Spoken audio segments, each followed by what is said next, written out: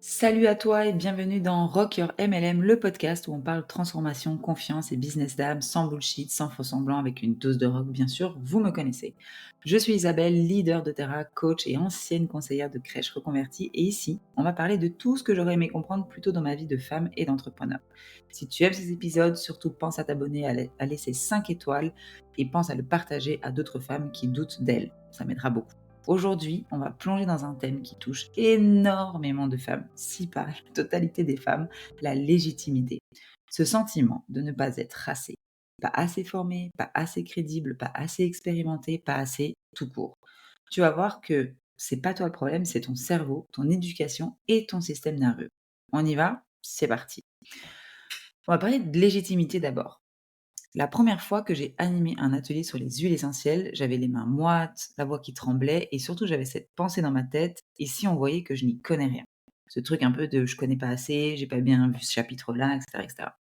Pourtant, j'étais légitime. J'utilisais les produits, j'en voyais les bienfaits, j'étais formée, mais j'étais pas à l'aise. D'ailleurs, c'était un nouvel exercice pour moi. Quand on travaille en crèche, on prend pas la parole devant des gens comme ça.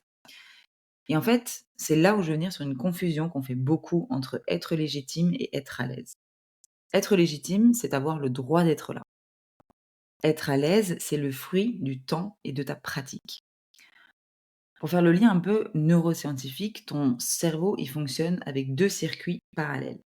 Le cognitif, je sais de quoi je parle, et l'émotionnel, est-ce que je suis en sécurité pour le dire? Le problème, c'est que ces deux systèmes, ils ne se synchronisent pas vraiment naturellement.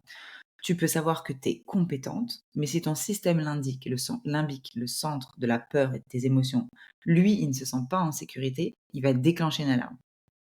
Il va déclencher une alarme en mode tu vas mourir, quoi. On est vraiment sur il y a un lion qui arrive, cours, quoi. Vraiment, il y a même des études qui montrent qu'on a un flux d'oxygène qui va arriver dans les jambes pour nous permettre de courir et tout. Donc, c'est vraiment quelque chose qui est là depuis des milliers d'années. Mais ce truc-là de ces 2 systèmes qui ne se coordonnent pas, c'est ce qu'on appelle une incohérence neuro-émotionnelle.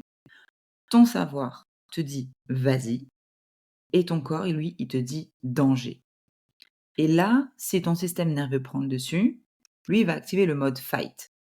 En gros, c'est même plus que ça. En anglais, on dit fight, flight or freeze. Donc c'est fuir, combattre ou figer. En gros, mourir, quoi. Donc résultat, s'il prend le dessus, tu vas te mettre à douter, tu vas procrastiner et tu vas encore sûrement chercher une formation pour te sentir prête. En fait, la vérité, c'est que ton inconfort, c'est pas une preuve d'illégitimité. C'est ça qu'il faut entendre, c'est que si vous n'y allez pas parce que vous avez peur, c'est pas parce que vous êtes illégitime, c'est pas parce que vous avez besoin d'une autre, formation. C'est parce qu'il y a ce cerveau émotionnel qui vient s'activer en mode: «Ah, j'ai peur, c'est nouveau» et cetera. Mais ça là, ce truc, cet inconfort, c'est une preuve de croissance. Parce que ton inconfort, c'est pas un signal d'incompétence comme nous, en tant que femmes, on peut aller le capter. C'est la preuve que ton cerveau, il est en train de réapprendre la sécurité. Parce que là, tu es en train de faire quelque chose qu'il a pas l'habitude que tu fasses. Il comprend pas. Moi, par exemple, en crèche, je suis là, je m'occupe des enfants. Potentiellement, des fois, je parle aux parents, bon, pas trop quand même parce qu'il y a pas le temps. Mais, et d'un coup, je me retrouve dans des endroits à, devoir parler devant du monde, à animer des réunions, à accompagner des femmes. Je vous laisse vous imaginer mon état de stress, au moment de mon premier coaching. Je ne suis pas capable, tu es qui pour coacher? Bah, ça fait 5 mois que tu es chez doTERRA, enfin voilà, tout ce truc-là. En fait, c'était pas un signal que j'étais pas capable, c'était surtout que, oh waouh, le cerveau il se dit: «Mais qu'est-ce que tu es en train de faire là? Tu es pas du tout dans ton truc de confort. Est-ce qu'il y a pas un danger? Est-ce que tu vas pas mourir? Est-ce qu'il y a pas un lion? Est-ce qu'il faut qu'on court?» en fait. Et c'est vraiment, en fait, parce que vous êtes en train de faire quelque chose d'inconfortable, qui va vous permettre d'avancer. C'est juste ce signal-là. C'est vraiment ça qu'il faut comprendre. C'est pas un signal d'incompétence. J'aurais pu me dire à ce moment-là: «Non, faut que je prenne une formation de coach avant de commencer à coacher».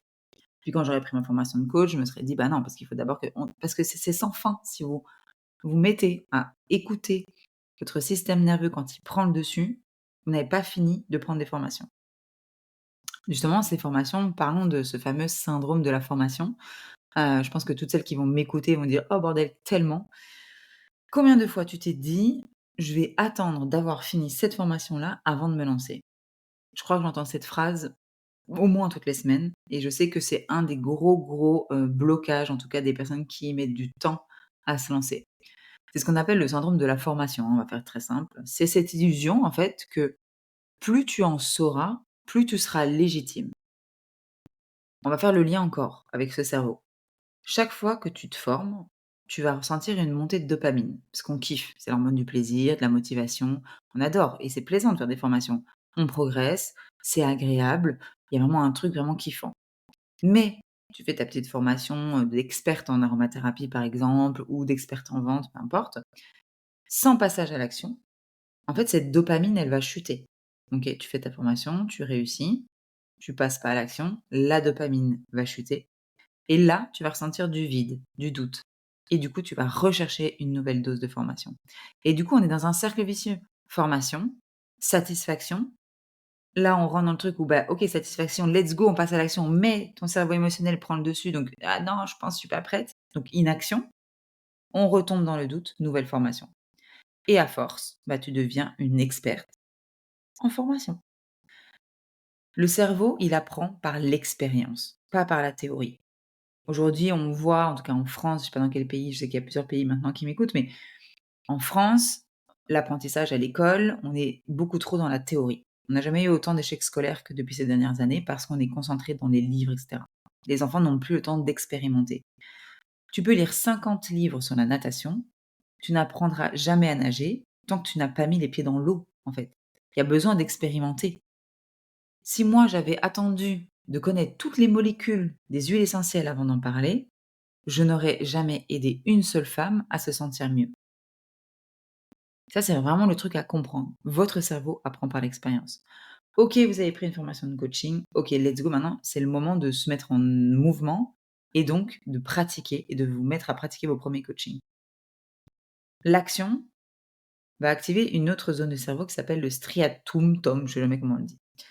C'est une zone du cerveau qui est justement responsable du passage de l'intention à la mise en mouvement. Et cette action qui active le striatum, chaque micro-réussite en fait qui va venir activer ça, va libérer de la sérotonine. Et la sérotonine, c'est quoi? C'est l'hormone de la confiance et de la liberté. Le savoir en fait, pour résumer, il vous rassure, mais c'est vraiment l'action qui va vous transformer. Ça ne sert à rien d'emmagasiner moult formations pour ne jamais passer à l'action. Pour moi, ce qu'il faut retenir de ça, c'est vous avez fait votre formation huile essentielle, OK, let's go, je passe à l'action. Je fais mes premiers accompagnements, je gagne en confiance, nani nana, je mets mes après si vous voulez créer un accompagnement signature avec un truc en plus et que du coup ça demande de vous former, parce que derrière il y aura un passage à l'action, let's go. Mais si c'est vous former parce que vous n'avez pas confiance en vous, vous allez vous former. Je vous rappelle le cercle vicieux. Vous allez éprouver de la satisfaction. Mais comme vous n'avez pas confiance, vous n'allez pas passer à l'action. Vous allez retomber dans le doute et vous allez repartir en formation.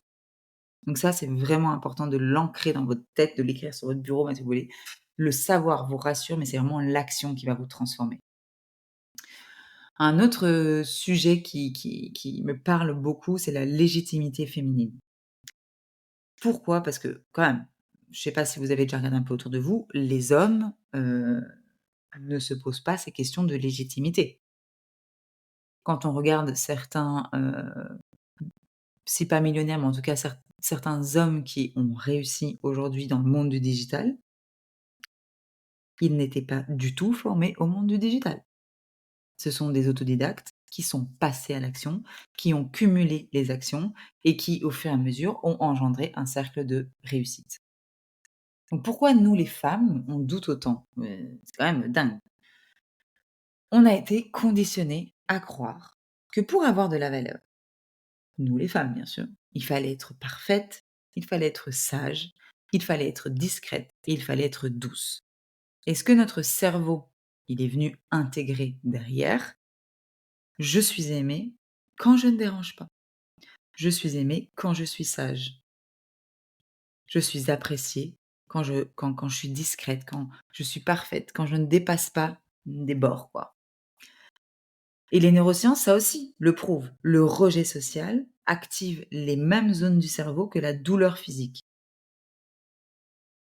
Imaginez, chaque fois que vous avez un, un rejet social, on vient activer les mêmes zones du cerveau que les douleurs physiques, ce qu'on appelle le cortex singulaire antérieur. Pardon. Donc quand tu t'exposes, quand tu prends la parole, quand tu montres ton visage en story, quand tu vas faire un atelier, ton cerveau, il interprète ça comme un danger potentiel. Parce qu'il se dit: «Oh waouh, là si elle fait un truc et que derrière il y a un rejet social, je vais douiller». OK? Mais ce danger, c'est une mémoire ancienne. C'est une peur qui est héritée de générations de femmes qui, elles, ont vraiment dû se taire pour survivre. Si on remonte même aux hommes des cavernes, le silence pour pas attirer les lions, les machins, les mammouths, peu importe. Et on n'est même pas obligé d'aller si loin, que ce soit Moyen Âge, toutes les femmes qui ont été brûlées, et cetera. Voilà. Cette peur, elle est héritée de nos générations. Aujourd'hui, et on le voit, les femmes sortent de ça, on commence à vraiment briser ce cycle. Et pour ça, il faut ancrer ce truc de: t'as pas à prouver que tu mérites ta place.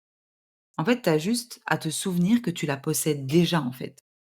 C'est pas Il y a pas à faire pour prouver que tu mérites d'être coach, d'être chez doTERRA, d'être thérapeute, peu importe ce que tu fais aujourd'hui dans la vie. En fait, ta place, tu l'as déjà. Le tout, c'est d'aller la prendre, en fait.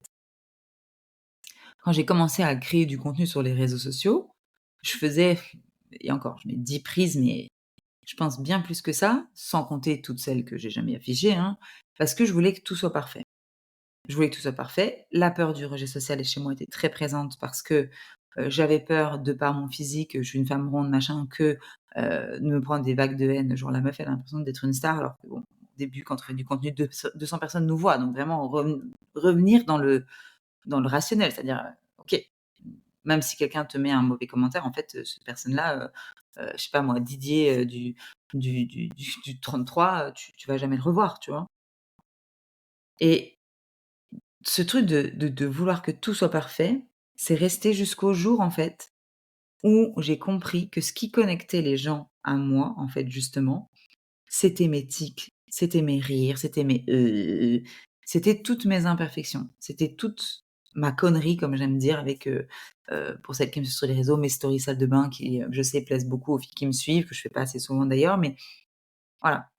Et en fait, ta légitimité, elle va pas se gagner en supprimant, en fait, ta peur, tes tremblements, mais c'est en leur laissant une place dans ton message.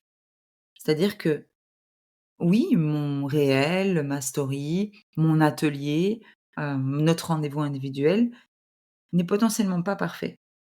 Peut-être que je vais bafouiller un peu avec le stress, mais en fait, ça a totalement la place dans son message, dans votre message. Je suis en train de créer une nouvelle activité. Je suis en train de prendre mes marques et c'est normal. D'ailleurs, la première fois que j'ai pris la parole, sur un public un peu plus, conséquent, heu, quand j'ai commencé mon discours, j'ai dit: «Oh, heu, waouh, là, d'être devant vous, je me rends compte que en fait, c'est hyper impressionnant. C'est hyper stressant, donc là, je suis un peu stressée, donc excusez-moi si, quoi».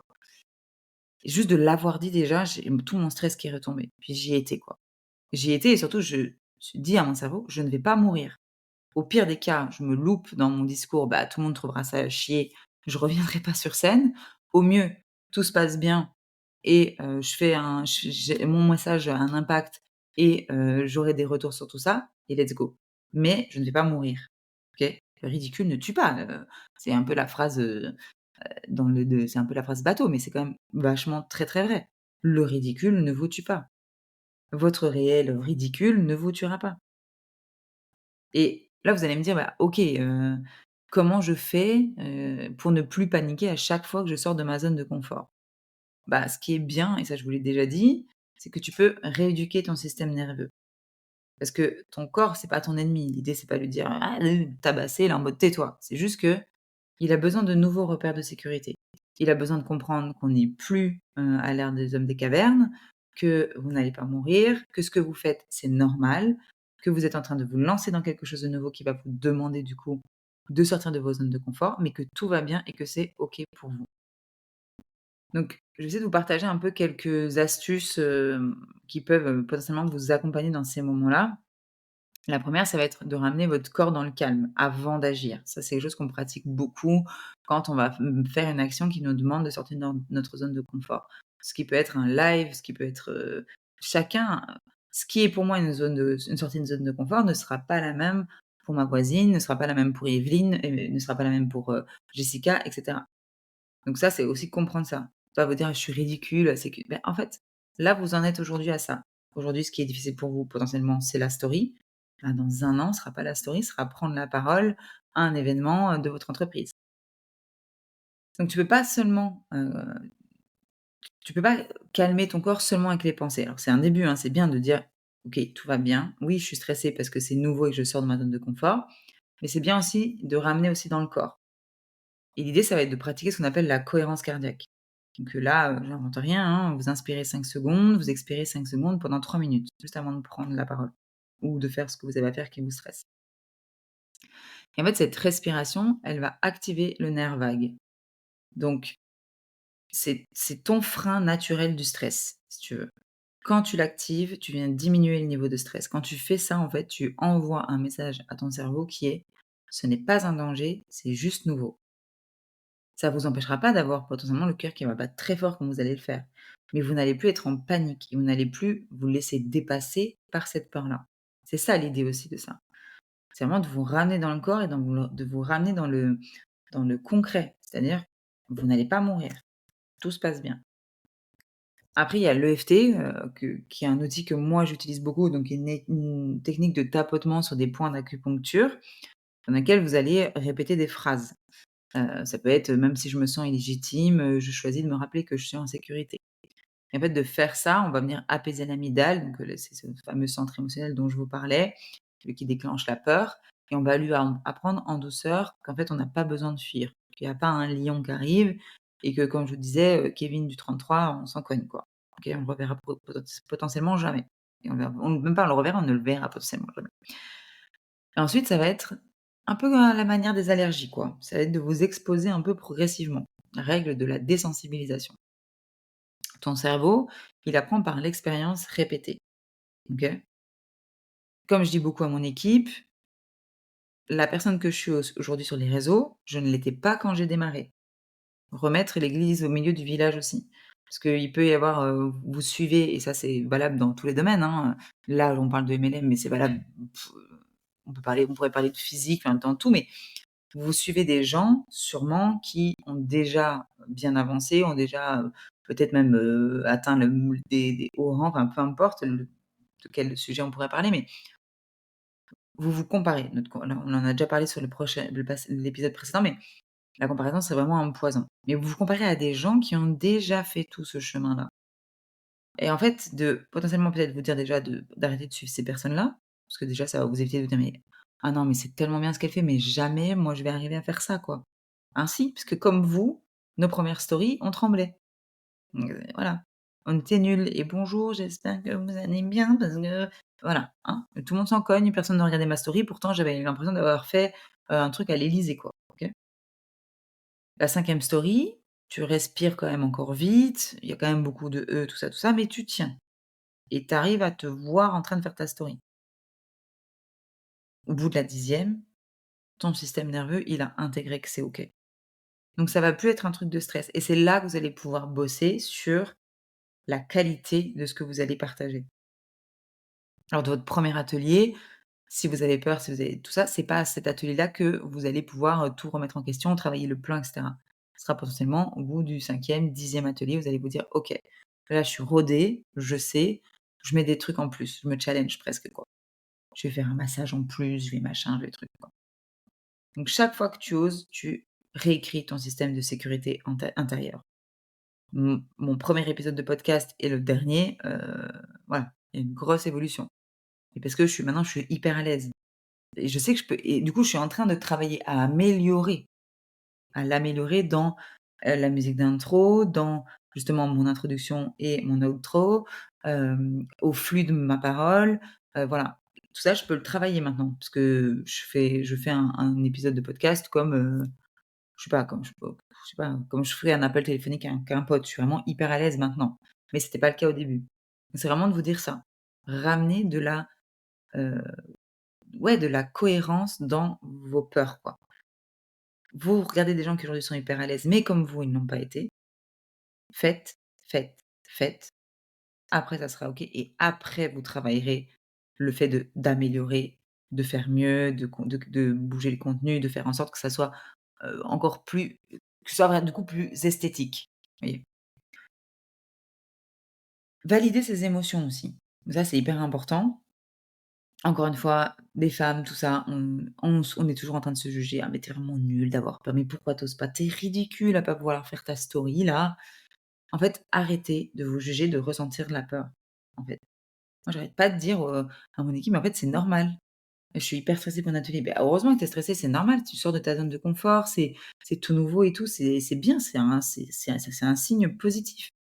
Mais reconnaissez-la. Plutôt que d'être dans un truc où vous voulez la faire taire, reconnaissez-le. Dites-vous, je sais que ça peut faire dire: «Elle est complètement folle», mais vraiment, c'est vraiment de se dire: «OK», comme dans le dessin animé.